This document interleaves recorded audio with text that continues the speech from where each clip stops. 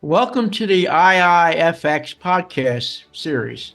Today, I'm very fortunate to be with Paul Forster, the founder and CEO of OnePlan.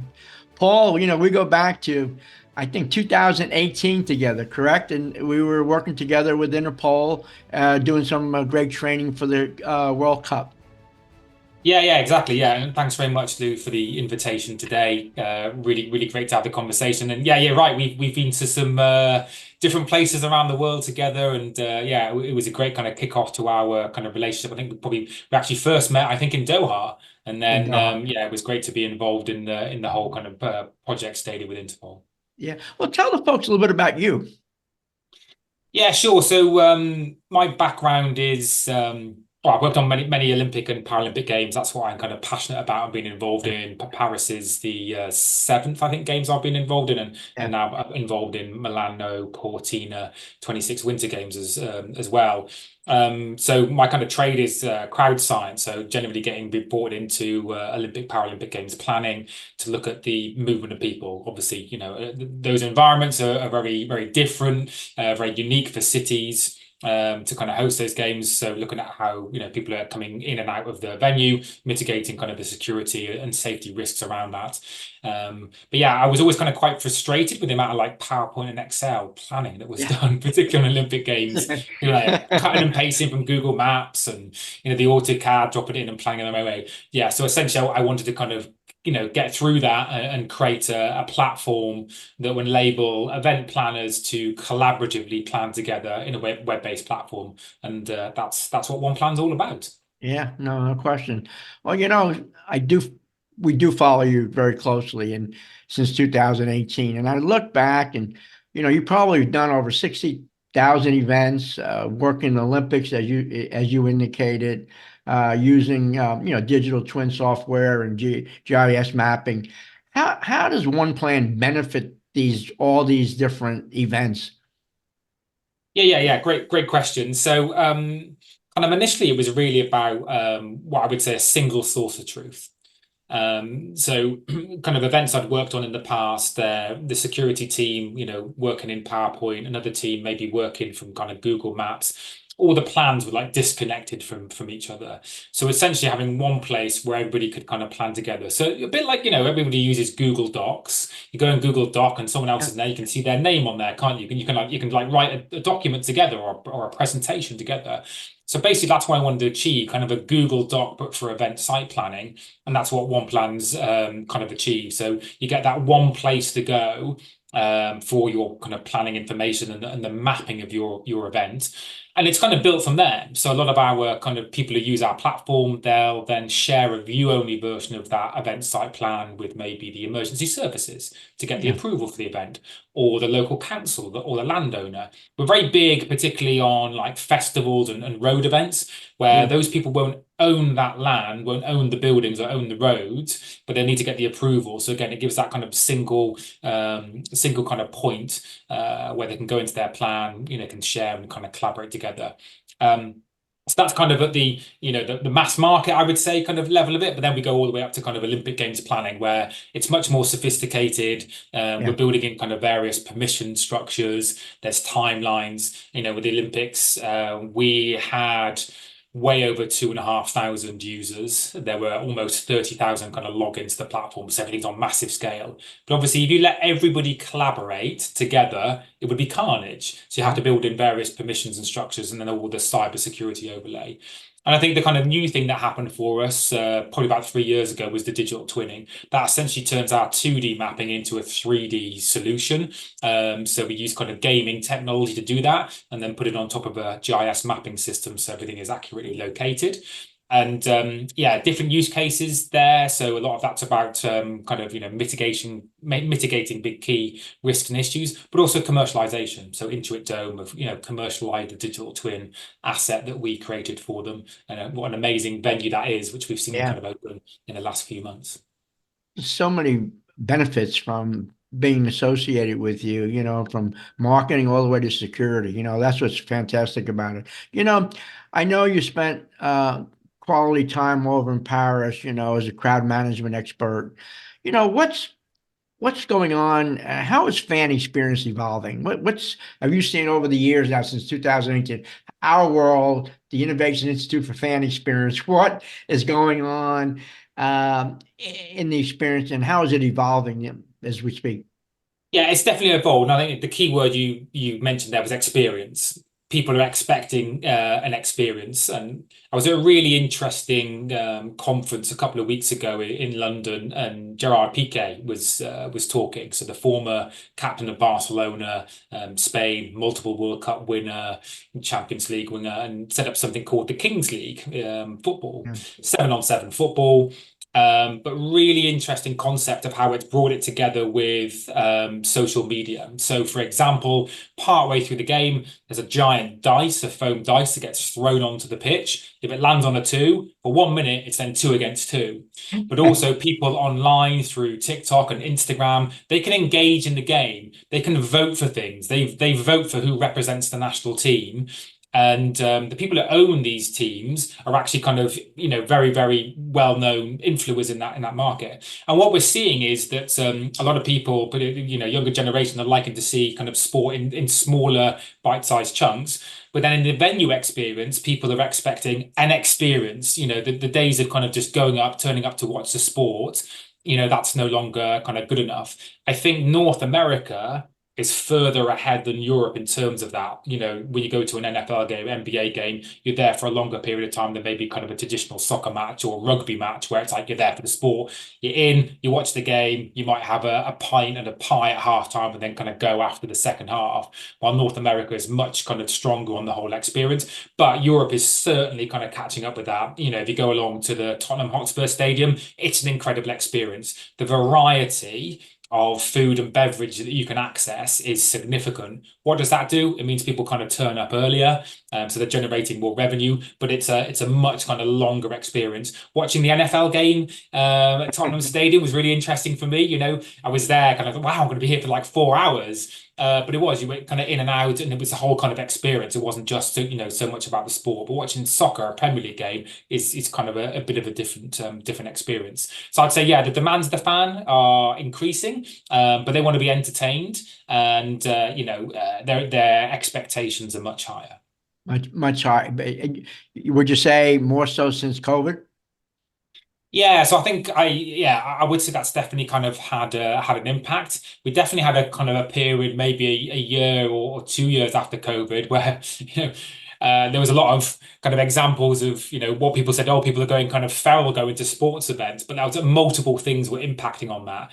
A lot of people who worked in the industry obviously left because they needed to get jobs. So there was a lack of experience at venues and stadiums. So planning wasn't maybe as thorough as it would have been, and then people just being kind of let out, able to kind of enjoy and be around a crowd. Their behaviour was a bit different. I think that now has settled down a little bit, and it's always that balance between how do you balance the experience against security, against safety. So, for me, those things have equal weight. You can't have like one, overruling the others because the other ones will be negatively impacted.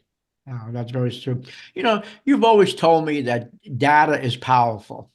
Data is powerful. Let's say you've done 60,000 events in the career of your industry here.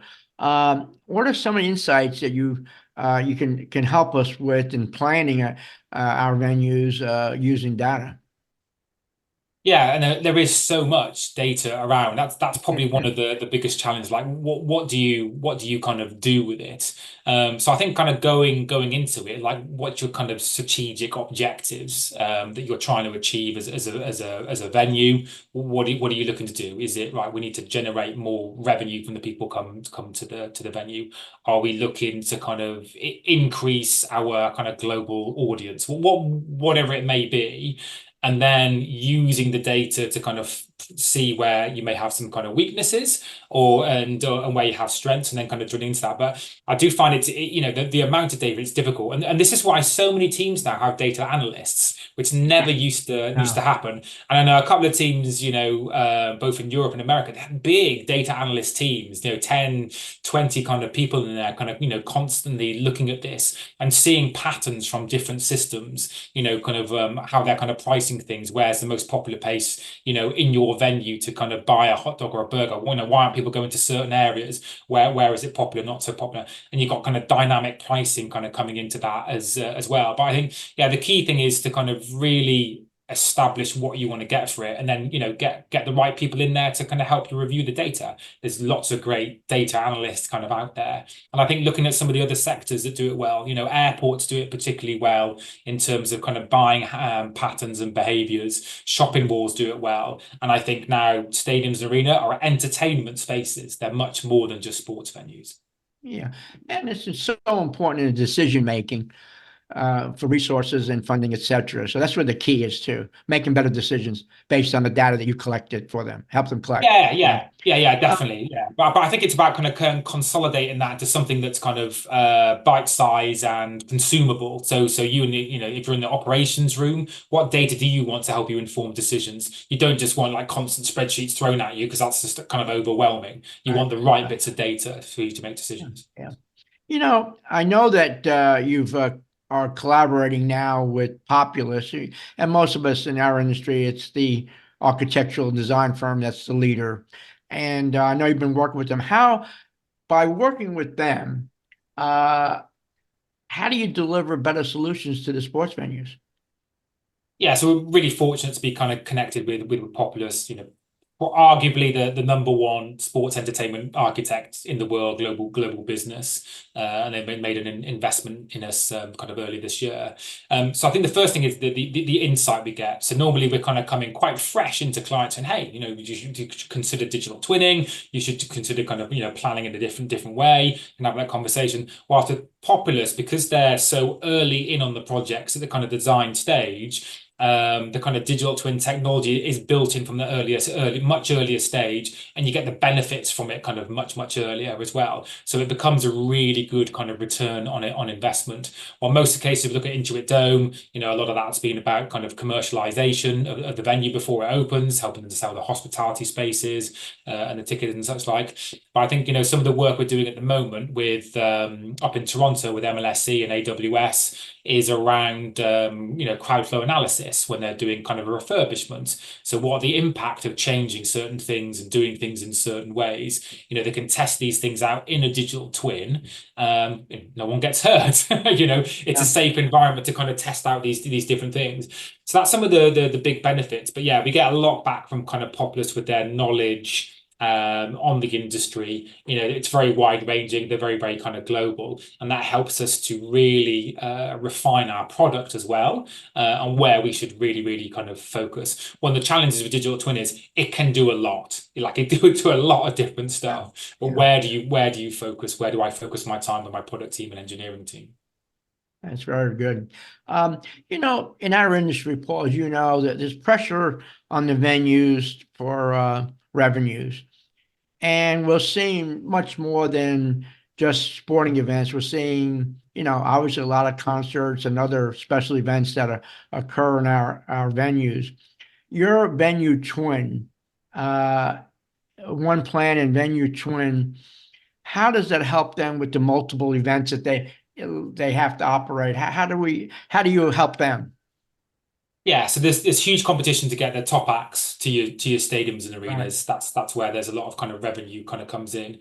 But when you have a Taylor Swift concert or you have a Rolling Stones concert, they bring a huge entourage with them, and they have a very bespoke kind of setup of their stage that they want in your venue. And that kind of travels from place to place.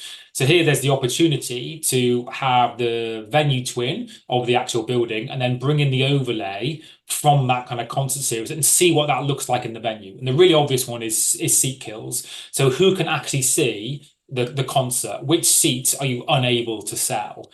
It's better to know that well in advance before you start selling the tickets. because you certainly don't want to find that out when someone first sits in that seat and go, I can't see anything. I paid X $100 for this, and I want my money back, and there's complaints and issues and things. So it mitigates kind of some of those risks and issues. And if you do want to try new things, something a little bit different, there's always kind of the latest and greatest thing coming up. Well, why not test it and try it, see what it looks like in the digital twin, what the experience will be like, before kind of going out there. At the moment we've got really good, visuals on lines of sight. What's the venue kind of experience like? And Populous has some really, really great kind of advanced technology to even look at like what's it going to sound like for everybody kind of in this venue. So that helps to kind of mitigate a lot of those kind of risk and issues. And I think in the future, the digital assets do have kind of commercial value in their own right. So obviously venue owners own the intellectual property of their physical venue, but really they also own the intellectual property of that in the digital world. So we're starting to get kind of requests from clients saying, hey, could you put our venue twin into Fortnite? Yeah. What else could we do with it to engage fans all over the world? And a lot of teams have a very global fan base. If you look at the Dallas Cowboys, or you look at Manchester City or Barcelona, they have big global fan bases. How can they engage people who probably might never go to their venue? How could they engage them and get them to feel kind of part of that positive experience? No, that's good. In our industry, we've had some high-profile crowd incidents, obviously, like Astro World, if you remember, the Champions League final, the African National Cup situation we had in Miami. What should organizers of events should do to have the proper security measures in place to prevent such incidents like those, Paul?